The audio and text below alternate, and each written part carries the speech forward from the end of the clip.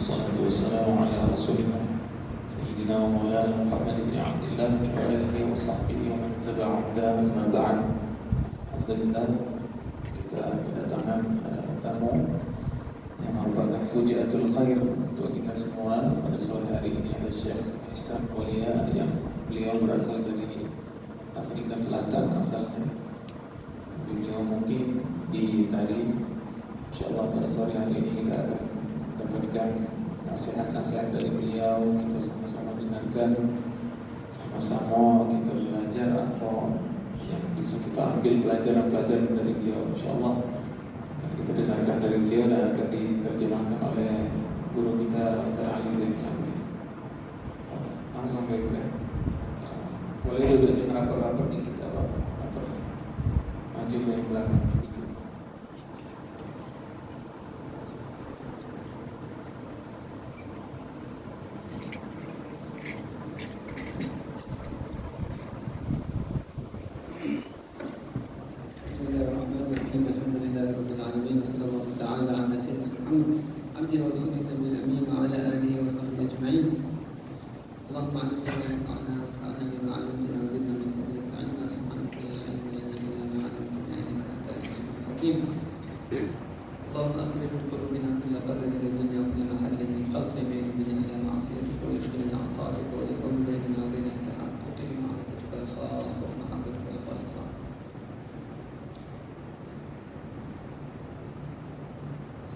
Alhamdulillah.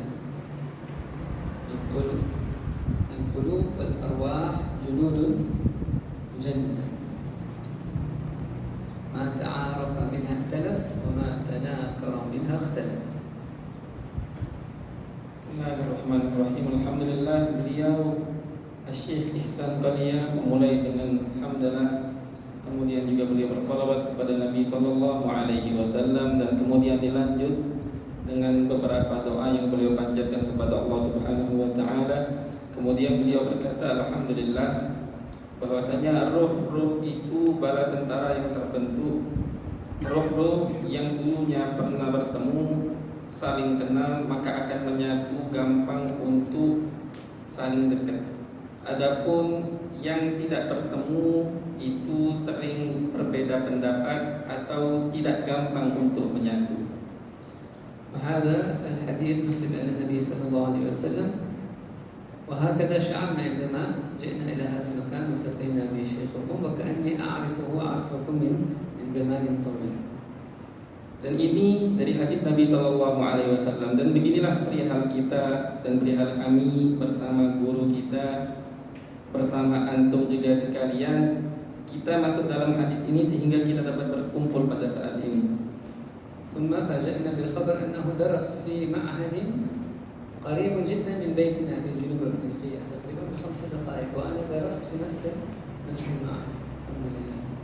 Dan kami pun juga mendapatkan berita yang tidak terduga, bahwasannya beliau ini guru kita itu belajar di Afrika Selatan, di pesantren yang dekat dengan rumah kami, kurang lebih perjalanan hanya dalam jangka 5 menit saja. Dan saya pun pernah belajar di pondok tersebut. وكما هو معروف أن الإسلام في جنوب أفريقيا بدأ من هنا من بلاد إندونيسيا وما حواليها. Dan sebagaimana diketahui bahwasanya Islam itu dimulai dari Afrika, bermula dari Indonesia dan juga sekitar Indonesia. ولازم المسلمون يعرفون تاريخهم، لأن الذي لا يعرف تاريخهم لا يعرف أين يصل إليه. Dan harus bagi setiap muslimin untuk mengetahui sejarahnya, karena orang yang tidak mengetahui sejarahnya dia tidak akan tahu mau sampai kemana tujuannya. قبل 300 و400 سنوات في مثل هذه البلدان في جاوا وسومطرة إندونيسيا على شكل عام كان الإسلام في حالة ازدهار، وكان ملوك يديرون الإسلام في هذه البلدان، وكان يخافونهم الأعداء من الصين ومن البرتغال ومن بريطانيا، وهذا السبب هم جاءوا واستعمروا هذه البلدان. Sebelum 300 atau 400 tahun yang lalu, Islam di Indonesia ini sangatlah marak sekali, lagi sangat megah-megahnya sekali.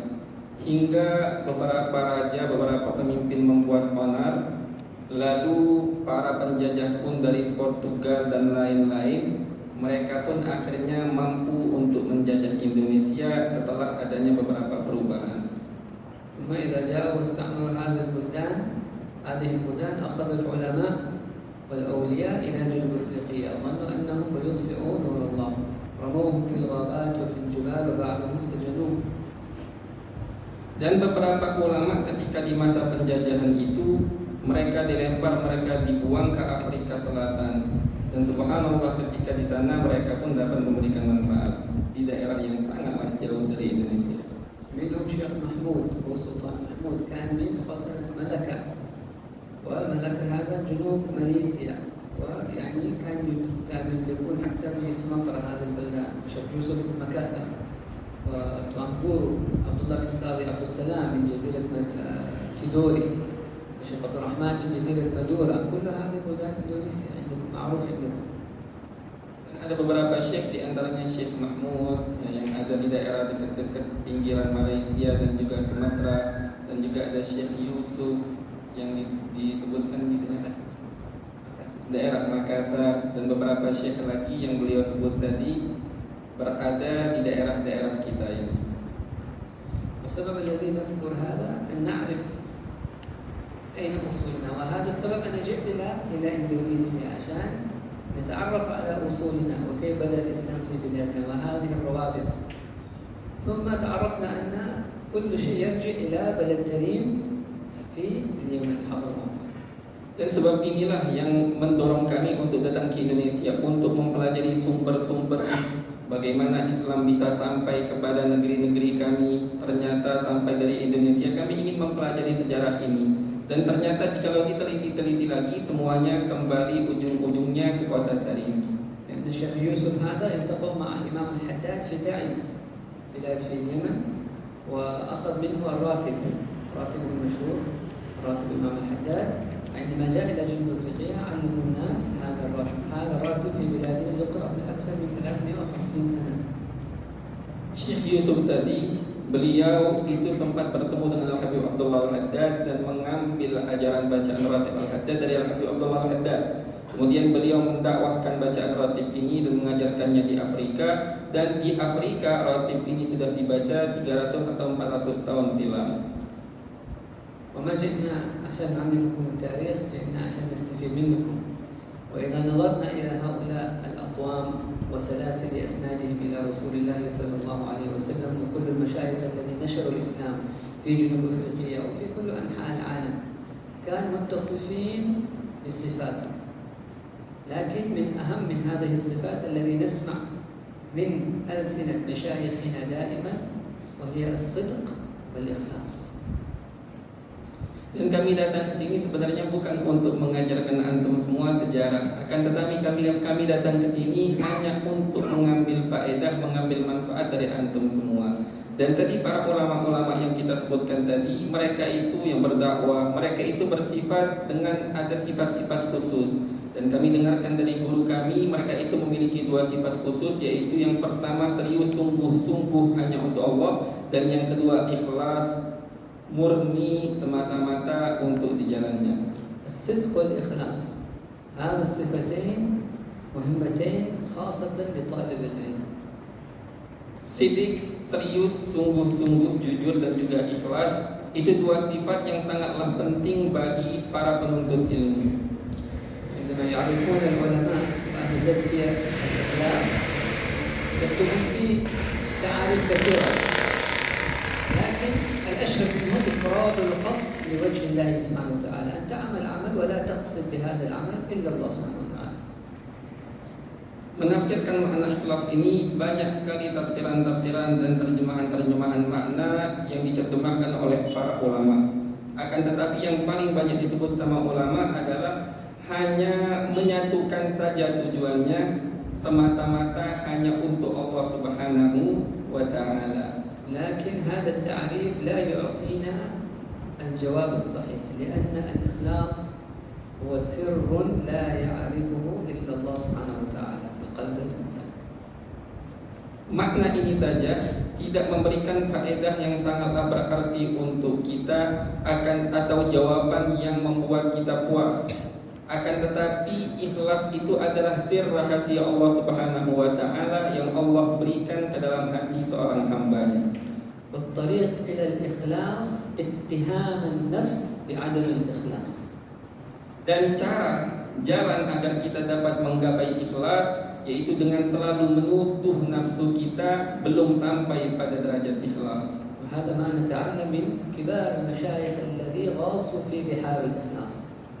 Dan ini kami pelajari dari para guru-guru yang mereka itu sudah betul-betul mendalami dalam bidang ikhlas. وهذا إمام الحداد في زمانه وقد لا يوجد فوقه من ارتقى في مراتب الإخلاص يقول في دعائه يا ويح نفسي الغوية عن السبيل السوية أضحت تروج علي وقصدها الجاه والمال.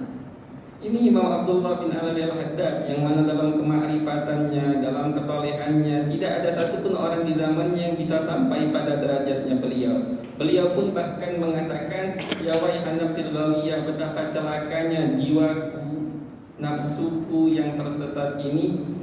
Tersesat dari apa? Dari jalan yang lurus. Nafsuku selalu menipu-nipuku dan padahal tujuan intinya adalah dua hal, yaitu martabat, jabatan atau posisi dan juga harta duniawi. يا رب كن غلبتني وفي الأمان سبتني وفي الحظوظ كبتني وقيدتني بالإقبال. المعروف في قصيدته النفحة العنبرية موجود في الخلاصة النبوي في الأذكار الذي يقرأ خاصة في دار المصطفى قبل الفجر. Dan beliau lanjut lagi juga mengatakan, duhai Tuhanku, nafsuku telah mengalahkanku, dia telah mengikatku dan membelengguku dengan maksud-maksud mengambil bagian-bagian duniawi. Kemudian beliau juga mengatakan bahwasannya ini disebut di dalam kitab An-Nafhatul Anbariyah dan juga ini termasuk wirid yang dibaca terlebih khusus di Darul Mustafa sebelum sholat subuh. فطالب العلم كيف يعرف أنه مخلص وكيف يعرف أنه صادق؟ إذا بدأنا باتهام النفس بأني لست مخلصا نبدأ نبحث بالأغراض الذي من أجله نفعل الأعمال غير الله سبحانه وتعالى. مثلا أنا كطالب علم أنا أطلب العلم لماذا؟ أنا غير مخلص. إذا اتهمنا النفس وقلنا أنا غير مخلص، أنا ما أفعله من أجل الله سبحانه وتعالى، أريد أن أقصد وجه الله لكن أنا ضعيف. لو كنت أقصد وجه الله سبحانه وتعالى كنت من كبار العلماء والأولياء ما أحتاج أجلس مثل هذا المنهج. فلماذا؟ هل أطلب العلم عشان الناس يقولون يوم من الأيام ما شاء الله هذا عالم؟ هل أطلب العلم عشان أكون لي مرتبة عند الناس، أو عشان بعدين أكون مدرس، أو عشان بعدين أفتح معهد ويكون عندي ناس يعطيني فلوس؟ لازم نبحث ما هو الأغراض في هذا القلب، لماذا طلبنا العلم.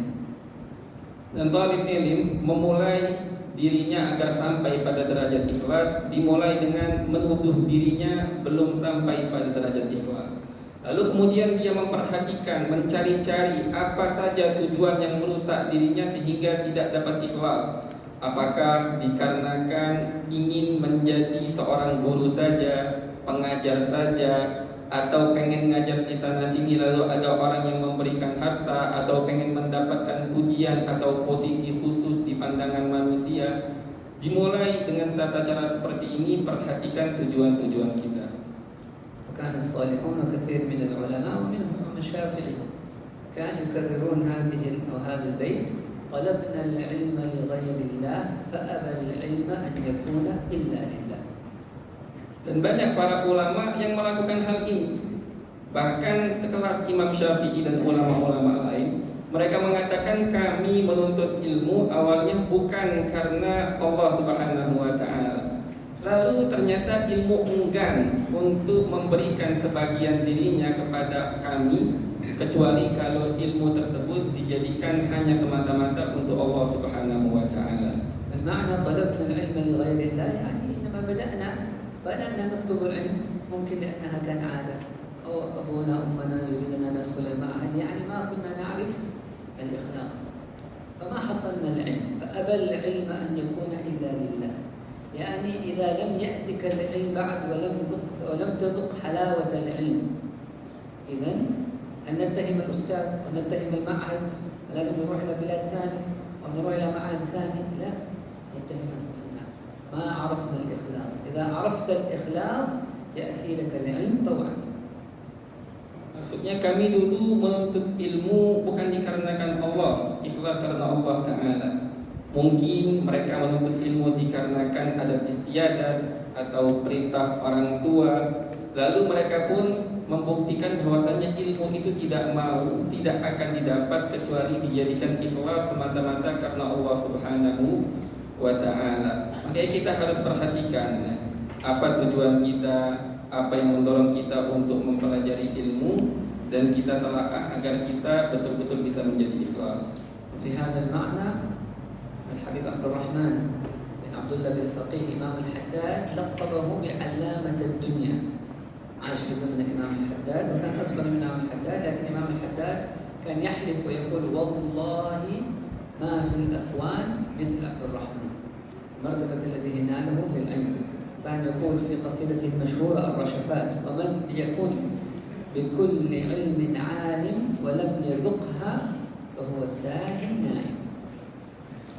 Dan ini ada contoh Al-Habib Abdul Rahman Balfaqi. Beliau ini wali besar yang hidup satu zaman dengan Al-Habib Abdullah Al-Haddad. Tapi usia beliau lebih muda daripada Al-Habib Abdullah Al-Haddad. Al-Habib Abdullah Al-Haddad bahkan memuji beliau, demi Allah tidak ada di alam semesta ini yang seperti Abdul Rahman. Bahkan Al-Habib Abdullah Al-Haddad menjulukinya Allamatud Dunya, orang alimnya di dunia alam semesta ini, di dunia ini orang yang paling alim di zaman tersebut digelarkan oleh Al-Habib Abdullah Al-Haddad, yaitu Habib Abdul Rahman Balfaqi. Beliau mengatakan di dalam salah satu karangan qasidahnya yang bernama Rasyafat, barang siapa yang dia alim dalam setiap bidang ilmu, akan tetapi belum merasakan cita rasa ilmu, kemanisan ilmu, keindahan ilmu, maka orang tersebut adalah orang yang lalai, tertidur. Jadi belum merasakan ilmu, nikmatnya ilmu. فكيف يكون الذوق في العلم؟ لازم كل واحد إذا يمسك الكتاب لا يكون فرق بين ما يراجع مسألة في الليل ويكون في الدرس، والذوق الذي يحسه في قلبه وفي روحه لا يختلف عن هذا، ولا يختلف هذا عن الذوق الذي وهو يقرأ القرآن أو هو في العبادة أو هو في المولد. يكون لطلب العلم ذوق العبادة. Lalu bagaimana agar kita dapat merasakan cita rasa ilmu ini, kemanisan ilmu ini ketika kita murojaah ilmu, atau kita belajar di hadapan guru ketika kita belajar, atau kita mengaji membaca Al-Quran? Sebenarnya kedua hal ini tidaklah berbeda cita rasanya. Semuanya sama saja jikalau kita dapat merasakannya. بل يفوق العبادة، لأن النبي صلى الله عليه وسلم قال طلب العلم خير من نفل العبادة. صحيح ولا مش صحيح؟ Rasanya persis seperti ibadah, bahkan lebih mengungguli ibadah. Karena sebutkan dalam hadis bahwasanya menuntut ilmu itu lebih baik ketimbang melaksanakan ibadah yang sunnah. فالإخلاص أن نقصد وجه الله سبحانه وتعالى ولا نرى غير الله سبحانه وتعالى. وعدم الإخلاص كذلك يعرفونه بما يسمى بملاحظة الأغيار، يعني كل شيء إذا أنت فكرت فيه واتهمت نفسك فتتعرف أن هذا العمل ما أقصد به وجه الله، أريد فلان أو أريد فلان. مثلا أنت إذا تصلي وأنت حالك في المسجد وفي الغرفة تصلي الله أكبر بسم الله الرحمن الرحيم الحمد لله رب العالمين، صاحبك يدخل في الغرفة، إيش يخطر في قلبك؟ تقرأ بسم الله الرحمن الرحيم الحمد لله رب العالمين الرحمن الرحيم، صاحبك يدخل في الغرفة يقول مالك يوم الدين إياك. الآن رفعت صوتك لمن؟ لله ولا لصاحبك الذي دخل الغرفة؟ ها؟ إذا أنت في الدرس والأستاذ ينظر إليك ما شاء الله متأدب، والأستاذ يخرج ما شاء الله، لكن الله يراك. وبأعطيكم المثال إن شاء الله يقرب معنا الصدق والإخلاص. كل واحد منا ما شاء الله نحب قراءة القرآن ونحب القصائد. Ikhlas, kita memfokuskan tujuan kita hanya untuk Allah Subhanahu wa taala dan kita tidak memandang apapun selain Allah Subhanahu wa taala. Dan adapun tidak ikhlas, sebagaimana dikatakan oleh ulama, adanya hal-hal luar yang mempengaruhi ibadah kita, tujuan-tujuan buruk yang mempengaruhi amal ibadah kita. Sebagai contoh, jikalau kita lagi sholat sendirian di dalam kamar, lagi baca surat Al-Fatihah, di tengah-tengah kemudian ada salah satu teman yang masuk kamar, tiba-tiba diganti nadanya menjadi nada yang jauh lebih bagus.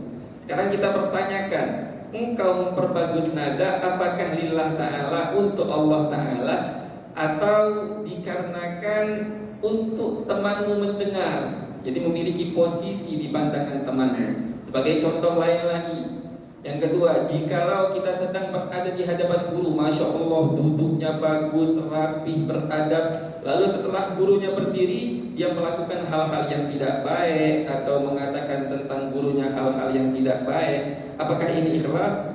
Jelas ini masih belum ikhlas. Kita pertanyakan diri kita seputar hal-hal ini. كلنا نحب قراءة القرآن ونحب القصائد، أن نقرأ القرآن بصوت زين وننشد القصيدة. وكل واحد يفكر أنه يوم من الأيام في السيارة. في السيارة غالبا ما في أحد معك، أنت حالك في السيارة. تصور أنت الآن فكر في هذا. Dan setiap dari kita ini yang ada di sini, kita cinta dengan bacaan Al-Quran, cinta dengan qasidah-qasidah. Sekarang bayangkan jikalau sedang berada di dalam mobil sendirian, apa yang kita lakukan? وأنت الآن في السيارة وتسوق وأنت بدأت يا سيدي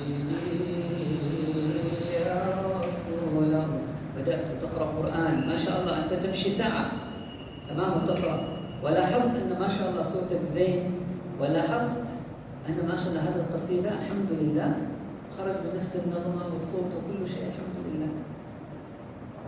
Kemudian pas lagi naik mobil, kita membaca Al-Quran atau kita membaca melantunkan qasidah-qasidah dan subhanallah sesuai dengan irama nada yang tepat. Bayangkan keadaan ini. لكن عندما تقرأ القرآن والقصيدة هذا ما الذي يخطر ببالك وما الذي يحل في قلبك؟ أكثر منا عندما يكون في هذه السيارة ويقرأ هذه القصيدة ويعرف أن بكرة بيكون الاحتفال الكبير نهاية السنة، إيش بيخطر ببالك؟ Lalu setelah kita melantunkan itu sesuai apa yang terbesit dan terbenak di dalam hati kita. Dan bayangkan lagi jikalau esok harinya ada acara besar yang bakal dilantunkan qasidah. Coba kita bayangkan apa yang terbesit dan juga terbenak di dalam hati kita pada saat itu. الغالب يقول ما شاء الله صوتي الحمد لله الله أعطاني صوت زين، إذا أقرأ مثل هذا وأنت تقرأ يا سيدي وتفكر أنت ما شاء الله قدام الناس والناس يثني عليك ما شاء الله ويقول ما شاء الله هذا الصوت الجميل ما شاء الله. صح ولا مش صح؟ Biasanya kita akan senang. Kita akan membayangkan bahwasanya bacaan kita ini, lantunan qasidah kita ini bakal disukai sama orang-orang dan kita bakal mendapatkan pujian dan juga sanjungan dari orang-orang lain. Betul atau tidak kira-kira seperti ini? أنت في السيارة حالك ما فيش أحد أنت والله، لكن تقصد من؟ تقصد غير الله. هذا ملاحظة الأغيار. الأغيار يعني كل شيء غير الله. Padahal pada saat itu engkau sedang sendirian di mobil, hanya engkau bersama Allah Subhanahu wa ta'ala. Dan beginilah ikhlas. Ikhlas itu tidak memperhatikan hal-hal selain Allah Subhanahu wa ta'ala. Pada saat itu tadi, walaupun hanya di mobil, memperhatikan selain Allah, maka itu tidaklah ikhlas. لكن كم مننا جلس يوم من الأيام وأخذ مقطع من القرآن أو أبيات من القصيدة ودربت نفسك عليها بصوت حسن وأداء حسن، وكان نيتك أن تقول يا الله الليلة بأقرأ هذا لك، وتجد مكان خاص ما يسمعك أحد ولا يراك أحد وتجلس وتقرأ هذه الصفحة من القرآن وتقرأ هذه الأبيات خالصة لوجه الله سبحانه وتعالى الذي قد جهزته لله سابقا. Lalu coba kita lakukan, kita pelajari, kita ambil sepenggal ayat-ayat Al-Quran dan juga beberapa bait qasidah, kita baca dengan nada yang bagus, kemudian kita bertekad, kita di malam hari membaca sendirian hanya kita dan Allah Subhanahu wa Ta'ala. Kita baca dengan bacaan yang bagus, lantunan yang indah, semata-mata untuk Allah Subhanahu wa Ta'ala. وهذا إن شاء الله يقرب المعنى لأننا نريد نكون طلاب العلم في عين الله وليس في عين الناس. Dan insya Allah hal-hal seperti inilah yang harus kita terapkan. Semoga kita menjadi penuntut ilmu di pandangan Allah. Bukan kita menjadi status penuntut ilmu itu di pandangan orang-orang, di pandangan masyarakat saja. ونريد نكون علماء عند الله وليس علماء عند الناس. Dan kita ingin menjadi ulama di sisi Allah, bukan ulama di sisi pandangan manusia, anggapan manusia. يعني إذا رجعت الدرس اليوم في عين الله والله أعلم هل قمت بالمراجعة الصحيحة في عين الله أو قمت بالمراجعة بس عشان الأستاذ. Jikalau kita murojaah pelajaran ketika sendirian, pelajaran kita pelajari, kita telaah, apakah kita murojaah itu hanya untuk Allah Subhanahu wa Ta'ala atau untuk menghadapi guru nanti? Kalau untuk Allah itu ikhlas, jika tidak maka itu tidak. أو إذا نجحت في الامتحان وحصلت 90%، الأستاذ طلب الناس ما شاء 90%، لكن أنت تعلم في قلبك أنت ما درست لهذا المادة، وبس ليلة قبل الدرس فتحت الكتاب وحفظت. الآن هل أنت عالم في عين الله أم لا؟ وهل أنت مخلص أن تقول للأستاذ أحتاج أعيد هذا الكتاب مرة ثانية؟ Jikalau engkau berhasil sukses di satu ujian mendapatkan nilai 90 daripada nilai sempurna yang 100, dan engkau dinyatakan sukses di hadapan guru, yang disebut oleh gurunya engkau itu sukses, akan tetapi engkau tahu bahwasanya engkau mengulangi pelajaran hanya semalam atau kemarin mempelajari pelajaran tersebut, dan engkau pun sadar bahwasanya engkau belum menguasai pelajaran seutuhnya. Jikalau engkau ikhlas kepada Allah Subhanahu wa Ta'ala dalam menuntut ilmu, engkau akan mengatakan kepada guru, aku siap untuk mengulangi pelajaran ini karena aku belum menguasainya karena Allah Subhanahu wa Ta'ala. فالإخلاص أمر خطير. Ikhlas itu perkara yang amatlah penting. وطلب العلم أمر أخطر. Dan menuntut ilmu perihal yang jauh lebih penting. ولماذا؟ Kenapa demikian? وننتهي بهذه الخصلة. Dan kami tutup, kami sudahi dengan perihal ini. لازم كل واحد منا نعرف أن إذا طلبت العلم أنت على طريق إلى جهنم. Harus kita menyadari setiap individu kita, setiap perorangan kita, bahwasanya engkau bisa jadi menuju ke jalan neraka api jahanam. صحيح أم لا؟ الذي يطلب العلم يدخل الجنة ولا يدخل النار؟ Betul atau tidak ucapan itu? Orang yang mempelajari ilmu, apakah dia akan menuju surga atau akan menuju neraka?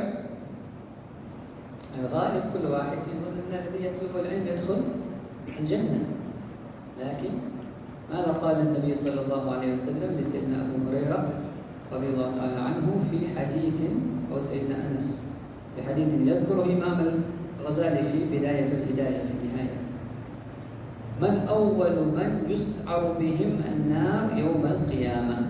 النبي صلى الله عليه وسلم سأل الصحابي: من أول من يسعر بهم النار؟ يعني الله سبحانه وتعالى عندما يدخل الخلق الذي كتب لهم أن يدخل النار، من أول من يدخل النار ويبدأ يحرقهم النار؟ أول من يسعر بهم النار يوم القيامة. Kebanyakan orang mengatakan bahwasanya yang menuntut ilmu pikirannya langsung akan menuju ke jalan surga. Akan tetapi disebutkan di dalam hadis, yang disebutkan juga di dalam kitab Bidayatul Hidayah, yang diriwayatkan oleh salah satu sahabat, kalau tidak salah Sayyidina Anas, awal orang paling pertama yang dimasukkan ke dalam api neraka, menjadi bara api neraka pertama, siapa orang tersebut? النبي صلى الله عليه وسلم أعطى الجواب أول من يسعر به النار يوم القيامة عالم لم ينفعه الله بعلمه أو بمعنى لم يقصد الله بعلمه. Nabi SAW memberikan jawaban, siapa orang tersebut?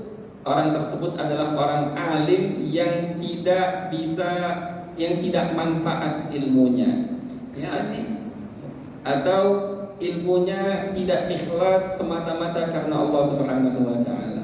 يعني هل ذكر الكفار والمنافقين والعاصين والذي احنا كعلماء قد ننظر اليهم ونقول هؤلاء ضالين، هل هم يدخلون النار الاول ولا العالم يدخل النار الاول؟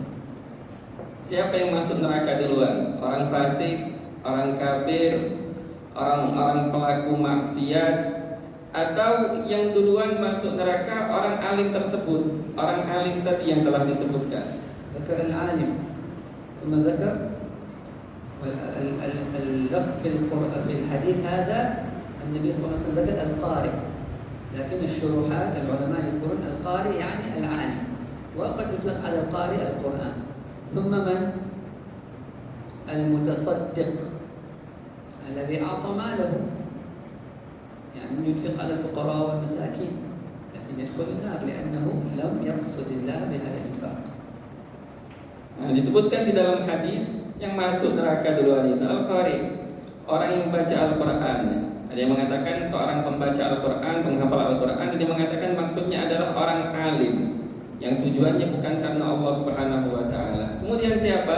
Kemudian orang yang bersedekah tapi sedekahnya tujuannya bukan karena Allah Subhanahu wa taala. الثالث المجاهد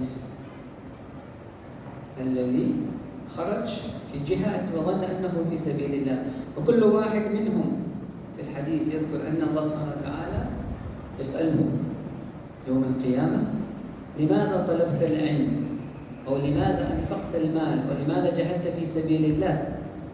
فيقول يا رب طلبت العلم لأنشر هذا الدين، أو أنفقت المال لأساعد الدين، أو جهدت في سبيلك لأنصر الدين. فيقول الله سبحانه وتعالى له كذبت.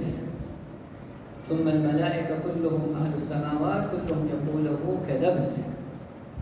الله سبحانه وتعالى يقول له لم تفعل ذلك إلا ليقال أن فلان عالم، أو أن فلان متصدق، أو أن فلان مجاهد، يعني ما عرف الإخلاص.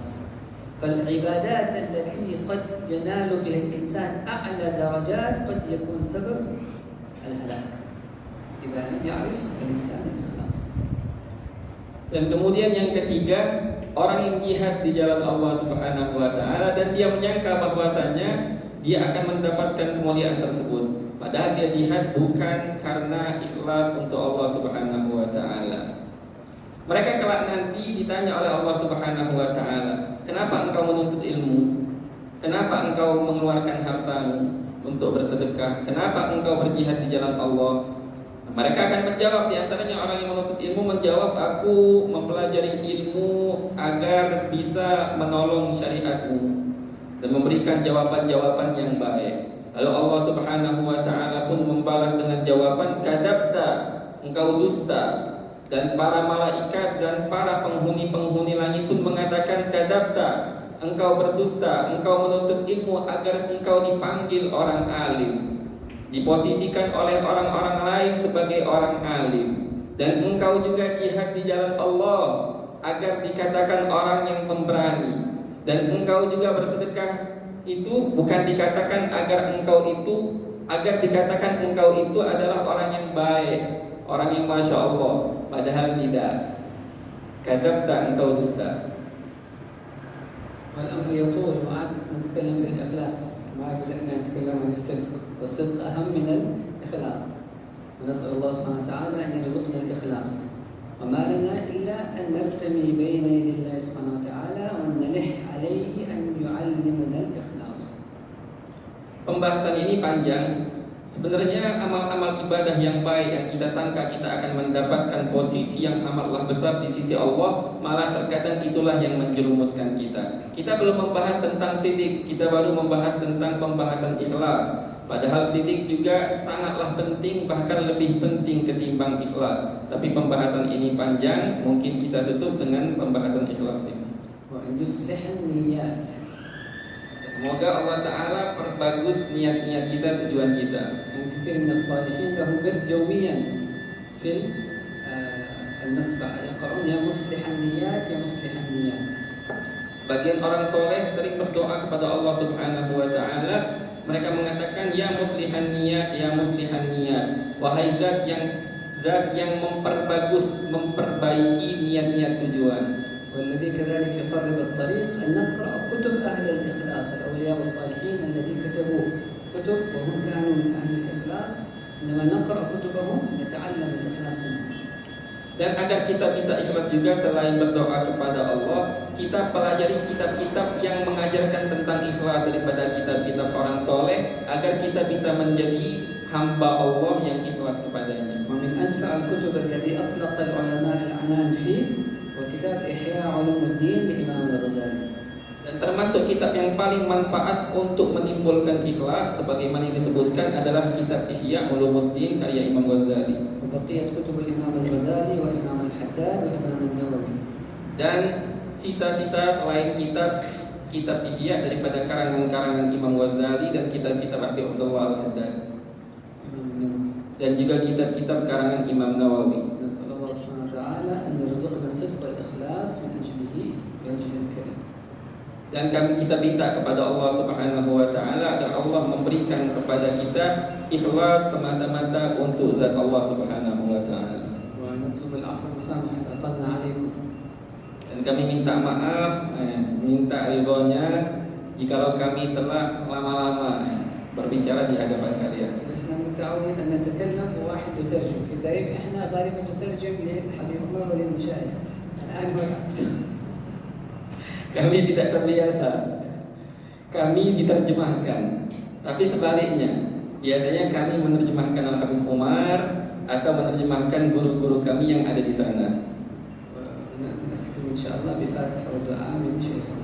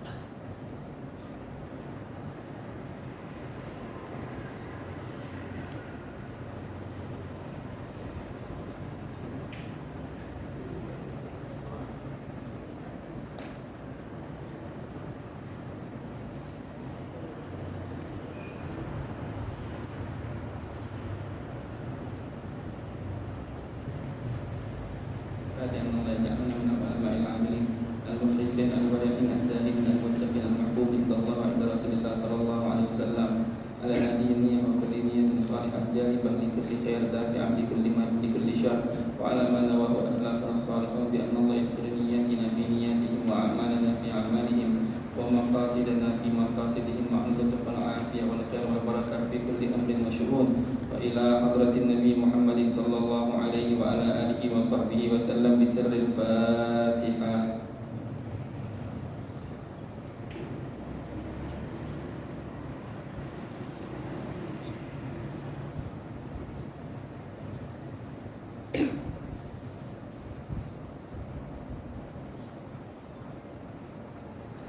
Bismillahirrahmanirrahim. Alhamdulillah rabbil alamin. Wassalatu wassalamu ala sayyidina Muhammad wa ala sayyidina Muhammad.